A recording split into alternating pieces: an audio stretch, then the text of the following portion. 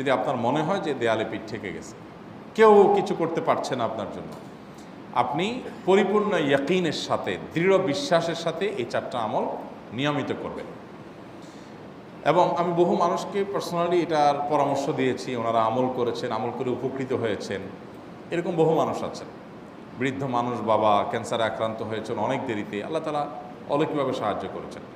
হ্যাঁ, কখনো যদি আল্লাহ তাআলা এই আমলগুলো করার পরও আমার বিপদ দূর না করেন, তাহলে হয় আমার আমলের মধ্যে কোনো ত্রুটি ছিল, অথবা আমার এই বিপদ দূর না হওয়ার মধ্যে আমার জন্য কোনো কল্যাণ নিহিত ছিল। আল্লাহ তাআলা আমার দোয়া কবুল করে যে উপকার হতো তার চাইতে বেটার কিছু হয়তো আমাকে দিবেন, এই ইয়াকিন একজন ইমানদারের থাকবে। সে 4টা আমলের 1 নম্বর হলো ইস্তেগফারের আমল।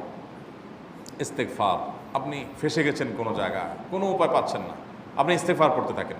আস্তাগফিরুল্লাহ ওয়া আতুবু ইলাইহি, আস্তাগফিরুল্লাহ ওয়া আতুবু ইলাইহি, আস্তাগফিরুল্লাহ ওয়া আতুবু ইলাইহি, আস্তাগফিরুল্লাহ, আস্তাগফিরুল্লাহ, আস্তাগফিরুল্লাহাল্লাযী লা ইলাহা ইল্লা হুয়াল হাইয়ুল কাইয়্যুম ওয়া আতুবু ইলাইহি ওয়া লা হাওলা ওয়া লা কুওয়াতা ইল্লা বিল্লাহ। اللهم أنت ربي لا إله إلا أنت خلقتني وأنا عبدك وأنا على عهدك ووعدك ما استطعت أعوذ بك من شر ما صنعت أبوء لك بنعمتك علي وأبوء لك بذنبي فاغفر لي فإنه لا يغفر الذنوب إلا أنت سيد الاستغفار।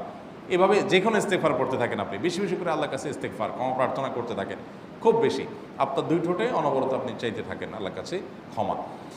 এই ইস্তেগফার সম্পর্কে নবী করিম সাল্লাল্লাহু আলাইহি ওয়াসাল্লাম বলেছেন, মাল্লাজিমাল ইস্তেগফার, যে ব্যক্তি ইস্তেগফারকে আঁকড়ে ধরবে, আঁকড়ে ধরা মানে কি, এটা ছাড়বে না, সে পড়তেই থাকবে অনবরত। টয়লেটে যাওয়ার সময়টা, ঘুমের সময়টা, খাওয়ার সময়টা বাদে, অবসর নামাজের সময়টা বাদে, সারাক্ষণ সে ইস্তেগফার পড়বে।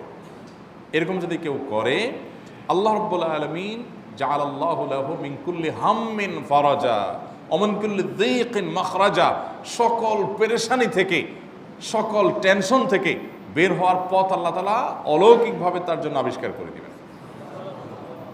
এবং আমি আমার জীবনে যেটা বলেছিলাম, বিস্তারিত বলতে চাই না, এরকম পরিস্থিতি আসছে যে চোখের সামনে কোনো আপাতত রক্ষার কোনো পথ আর খোলা নেই, এমন ভয়াবহ বিপদ।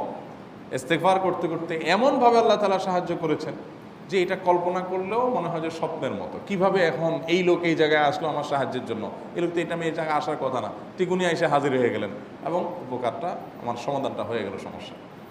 তো আলহামদুলিল্লাহ, বহুবার আমি পরীক্ষা করেছি, আর আমার পরীক্ষার 2 পয়সার দাম নাই। হাদিসে বলা আছে, গ্যারান্টি দেওয়া আছে, আমার পরীক্ষা করলেই কি না করলেই কি। তাহলে একটা আমল হলো কি, ইস্তেগফার। সব সময়ের জন্য এটা কন্টিনিউয়াস করবেন, আর এমনিও অবসর সময় ইস্তেগফার করবেন। আরবদের মধ্যে সৌন্দর্য আছে, তারা বিভিন্ন ডাক্তারের ওয়েটিং রুমে বা বিভিন্ন জায়গায় মানুষ যেখানে অপেক্ষা করে